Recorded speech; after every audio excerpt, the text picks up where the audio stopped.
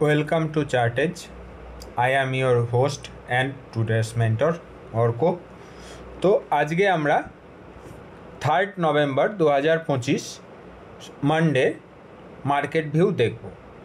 ঠিক আছে, তো আজকে আমরা ইন্ডেক্স, কমোডিটি, ক্রিপ্টো, বিভিন্ন ইকুইটি সেক্টর এবং মার্কেট ব্রেথ এই সম্পর্কে ওভারঅল আলোচনা করব এবং নিফটির উইকলি, ডেইলি এবং আওয়ারলি চার্ট সম্পর্কে একটা ডিটেল ডিসকাশন হবে।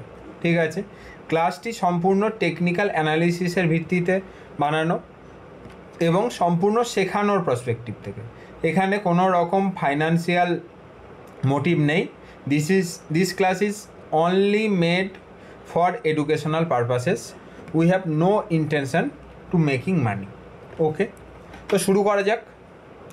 আমরা শুরুতেই প্রতিদিনের মতোই দেখব ইউএস মার্কেট।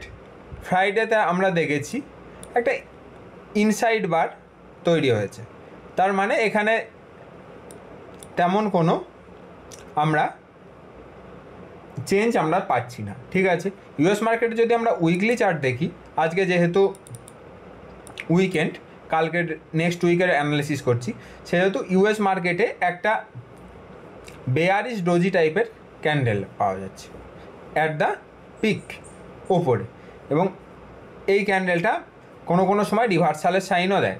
ঠিক আছে, সেই জন্য এই যে ক্যান্ডেলের হাই 6920 এটাকে একটা ইম্পর্ট্যান্ট লেভেল হিসাবে কাজ করবে।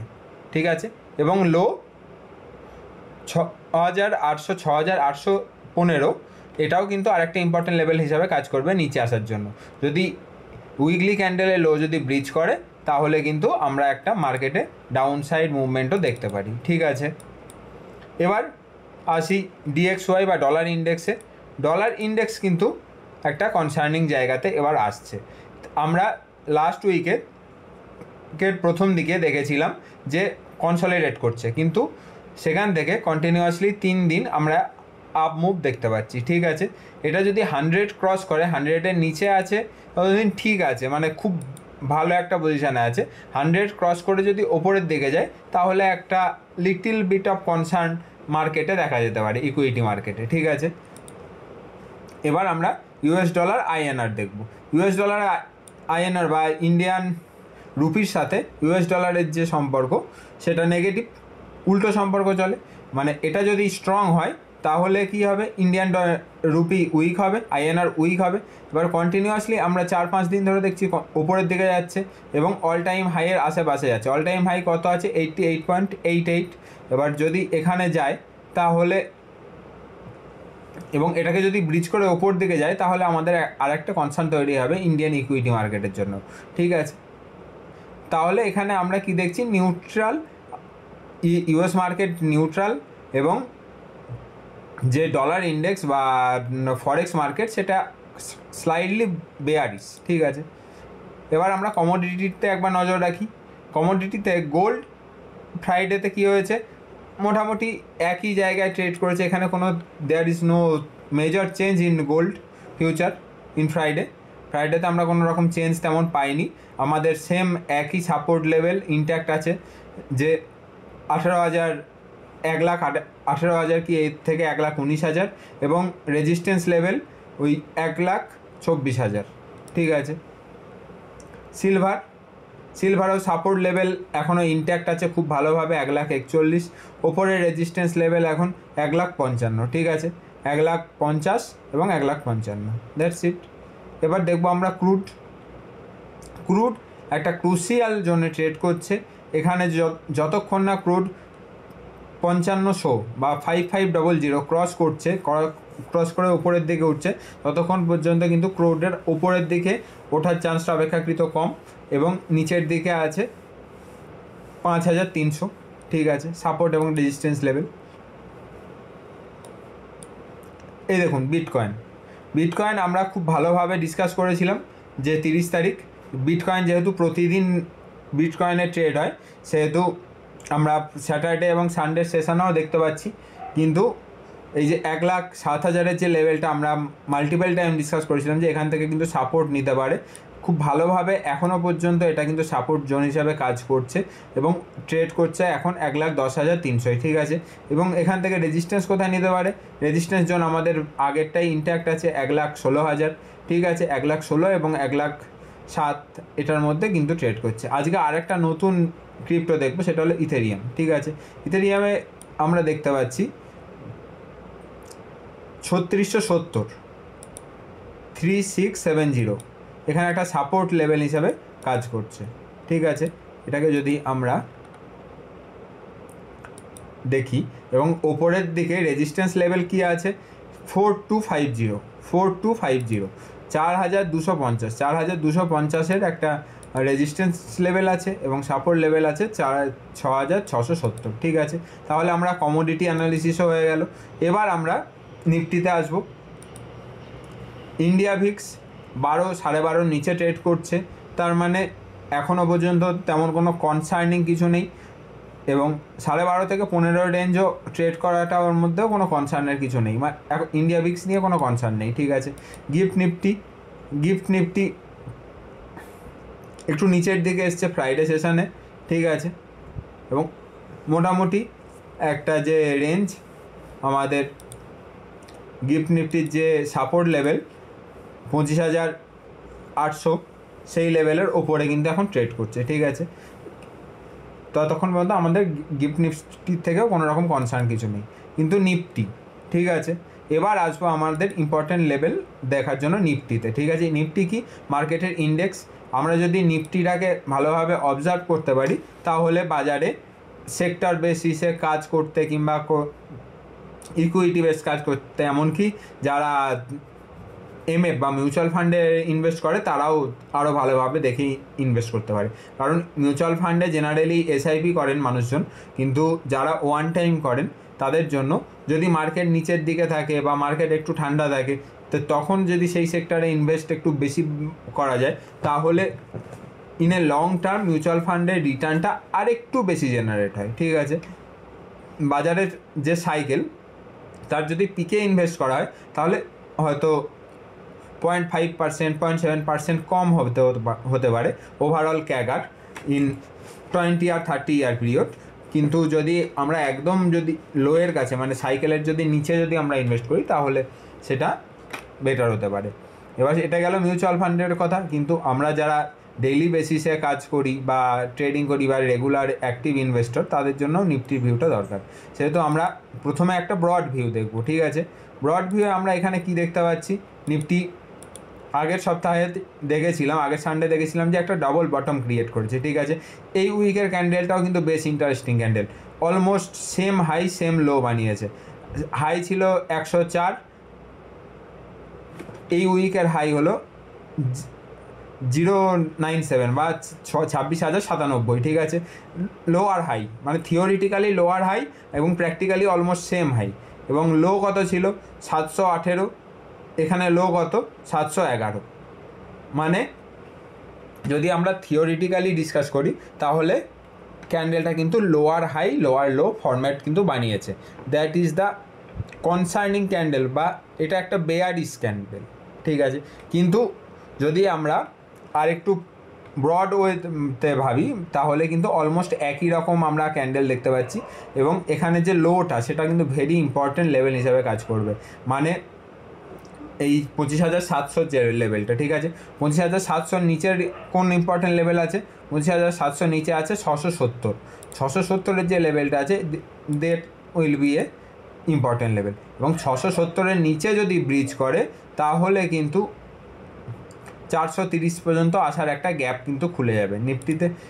উইকলি ক্যান্ডেলে এটাকে আমরা আরও ডেইলি ক্যান্ডেলে গিয়ে আরও একটু ডিটেলে দেখব, সেটা হলো 450-এর কিন্তু পর্যন্ত আসার কিন্তু একটা জায়গায় রুম খুলে যাবে এবং ওপরের দিকে যেতে গেলে 26,100-কে ব্রিজ করতে হবে। 26,100 এখন বেশ ইম্পর্টেন্ট লেভেল হিসাবে দাঁড়িয়ে আছে, ঠিক আছে। এবার আমরা ডেইলিতে যাই। ডেইলিতে আমরা দেখছি অলমোস্ট সিমিলার হাই লো তৈরি করেছে। এখান থেকে যদি নিচে আসে আমাদের ইম্পর্টেন্ট যে লেভেলটা উইকলিতে ডিসকাস করলাম 25,000 650, 25,650 লেভেলটা একটা ভেরি ইম্পর্টেন্ট লেভেল হিসাবে এখানে সাপোর্ট হিসাবে কাজ করবে এবং রেজিস্ট্যান্স হিসাবে কাজ করবে কোন লেভেলটা 26,870, 25,870, তারপরে 26,000, তারপরে 26,100। 26,000 ইজ এ সাইকোলজিক্যাল নাম্বার, সেই জন্য 26,000 একবার একটা আমাদের রেজিস্ট্যান্স থাকতে পারে। ওপরের দিকে ইম্পর্টেন্ট রেজিস্ট্যান্স হলো 26,000, ঠিক আছে, এবং তার ওপর 26,100।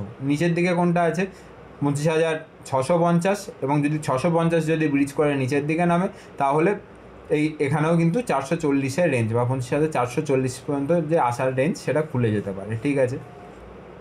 এবার আমরা আওয়ারলিতে দেখি।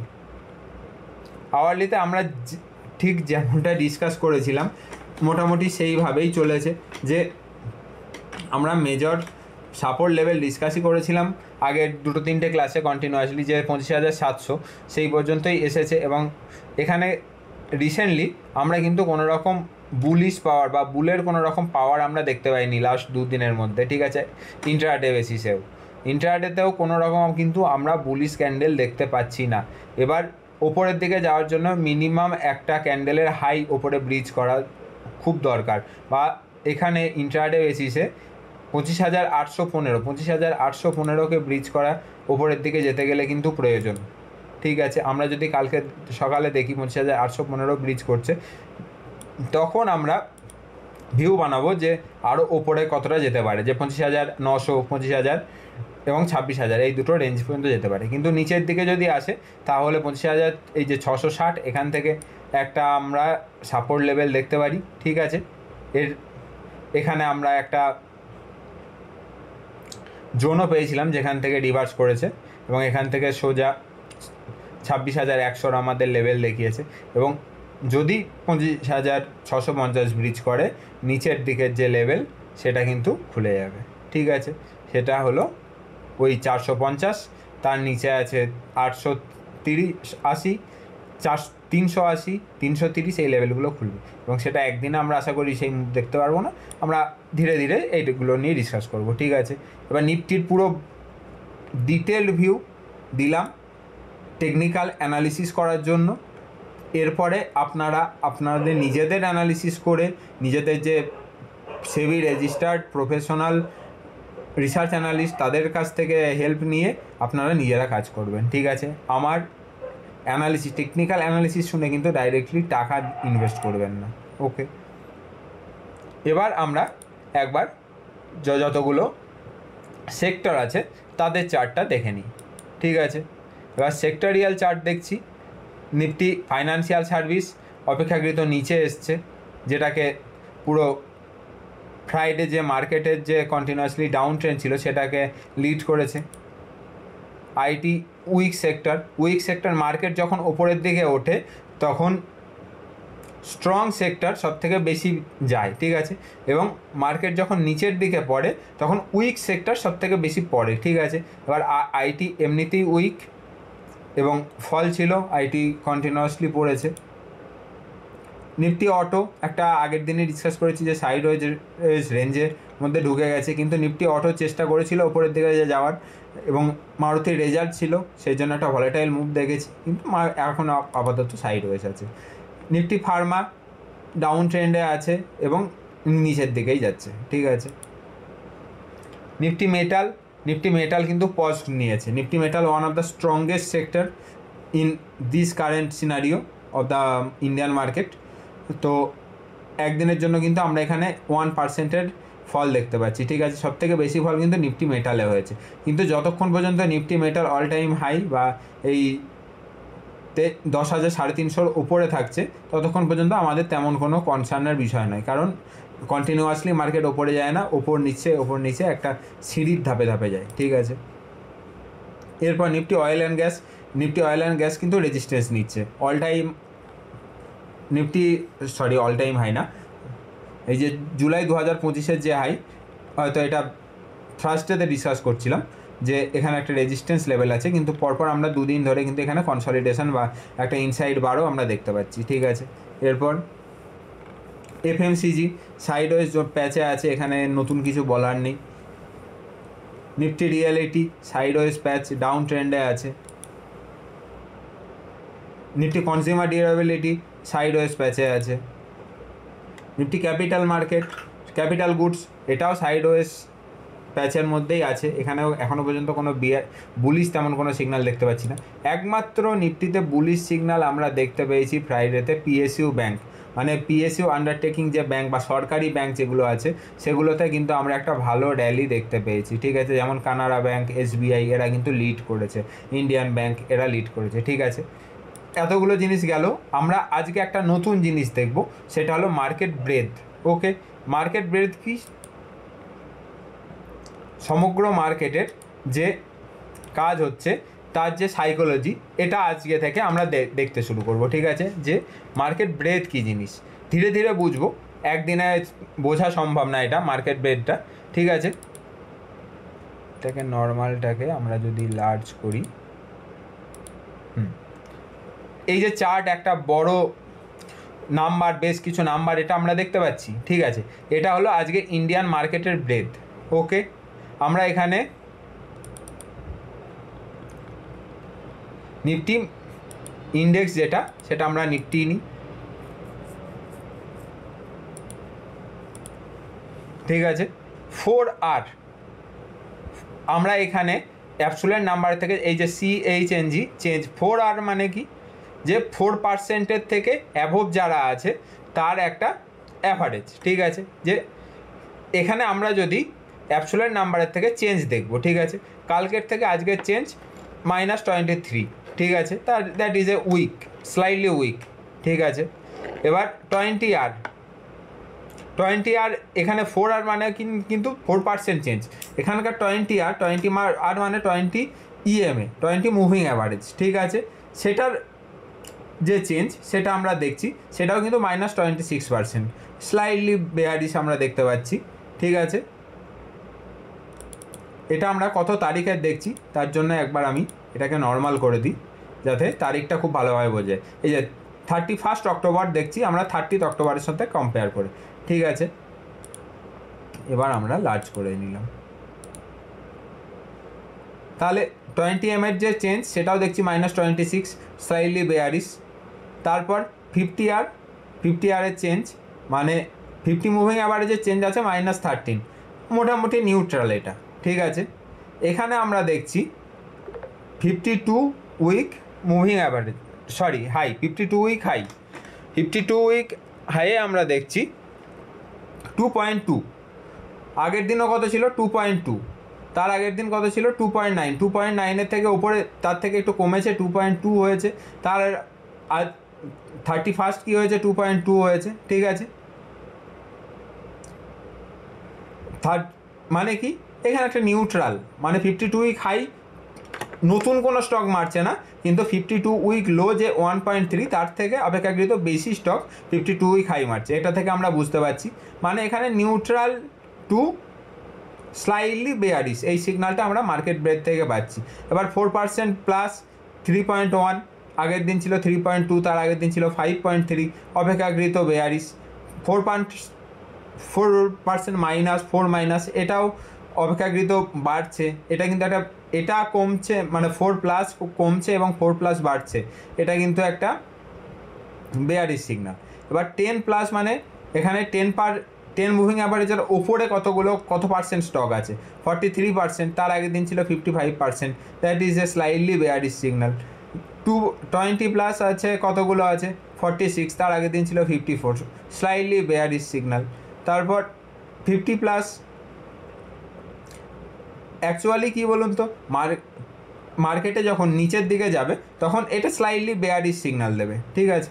এবং এখান থেকে আমরা যদি কন্টিনিউয়াসলি প্রতিদিনের একটা চার্ট দেখি বা প্রতিদিনের ভিউ নিই, তবে কি আমরা বুঝতে পারবো। এটা কিন্তু একদিন ভিউ নিলে বুঝতে পারবো না, ঠিক আছে। এবার 200+ মানে 2200 মুভিং অ্যাভারেজ, সেটাও স্লাইটলি মাইনাস দেখতে পাচ্ছি। নিফটি কি 2 দিন ধরে কন্টিনিউয়াসলি নিচের দিকে এসছে। এটা হলো ওভারঅল মার্কেট ব্রেথ। এখান থেকে আমরা বুঝলাম যে মার্কেট এখন সাইডওয়েজ টু স্লাইটলি বেয়ারিশ আছে। এবার এইভাবে আমরা সমস্ত কিছু দেখলাম। তো এতক্ষণ ধরে এই 20 মিনিট ধরে ক্লাসটা দেখার জন্য অসংখ্য ধন্যবাদ। এবার যারা রেগুলারলি ক্লাস দেখছেন তাদেরকে রিকোয়েস্ট করব অবশ্যই সাবস্ক্রাইব করবেন, কারণ তার ফলে কী হবে, প্রতিদিন আপনাদের যে ক্লাসটা সেগুলো আপনাদের ফিডে চলে আসবে, ঠিক আছে। এবং ক্লাসটা পুরোটা দেখবেন, মাঝখানে স্কিপ করে করে ক্লাস দেখবেন না। যদি স্লো মনে হয় তাহলে এটাকে 1.2x স্পিডে দেখতে পারেন, ঠিক আছে। কিন্তু পুরো ক্লাস দেখবেন এবং প্রতিদিন করবেন। এবং আবারও বলছি, দিনের শেষে কোনো রকম টিপস দিয়ে ট্রেড করবেন না। টাকার অনেক দাম, কোনো হোয়াটসঅ্যাপ, টেলিগ্রাম, ফেসবুকের টিপস দিয়ে কোনো রকম ট্রেড করবেন না, ঠিক আছে। এবং মন দিয়ে ক্লাসগুলো করুন। আমাদের যে টেকনিক্যাল অ্যানালিসিসের ক্লাসগুলো, সেগুলোকে আগে মন দিয়ে ইম্পর্টেন্টলি করুন। একটি করে যারা জানেন, যারা টেকনিক্যাল অ্যানালিসিস জানেন, আমি তাদেরও বলবো যে মন দিয়ে টেকনিক্যাল অ্যানালিসিসের ক্লাসগুলো করার এবং মার্কেট ভিউয়ের ক্লাসের প্রিভিয়াস ক্লাসগুলোও দেখার। কারণ এখানে শুধুমাত্র মার্কেট ভিউ দিয়ে এমন না, এটা হলো লাইভ টেকনিক্যাল অ্যানালিসিস এক্সপ্লেন, ঠিক আছে। খুব কমজনই মার্কেট প্রফেশনাল আছেন, তারা এইভাবে টাইম বার করে কিন্তু আপনাদের সামনে প্রোভাইড করে, ঠিক আছে। এরকম ইউটিউবের ভিডিও ক্রিয়েটর অনেক আছে যারা সারাদিন ইউটিউবে বসে লাইভও করছে, কিন্তু প্রফেশনালি যারা মার্কেটে কাজ করে তাদের মধ্যে খুব রেয়ারলি খুব কিছুজন আছে যারা ক্লাস করছে, ঠিক আছে। যদি বাংলা কমফোর্টেবল হয়, এখানে চার্টেজের অবশ্যই দেখুন। যদি হিন্দিতে কমফোর্টেবল হয় তাহলে অনেক ভালো চ্যানেল আছে, তাদেরকে দেখতে পারেন, বিবেক স্যারের ক্লাস দেখতে পারেন, ঠিক আছে। এরকম ইংরাজিতে যদি কমফোর্টেবল হয় তাহলে বাইরের, মানে ইন্ডিয়ার বাইরের বেশ কিছু ক্লাস আছে, যেমন ট্রেডার্স লাইন, ওদের ক্লাসগুলো দেখতে পারেন। That will B a very good sources of technical analysis. কিন্তু ক্লাসটা মন দিয়ে করবেন, রেগুলারলি ক্লাস করবেন খাতা পেন নিয়ে, ঠিক আছে। আজকের মতো ক্লাস এখানেই শেষ করি। বাই, সবাই ভালো থাকবেন, সুস্থ থাকবেন, কালকে দেখা হচ্ছে।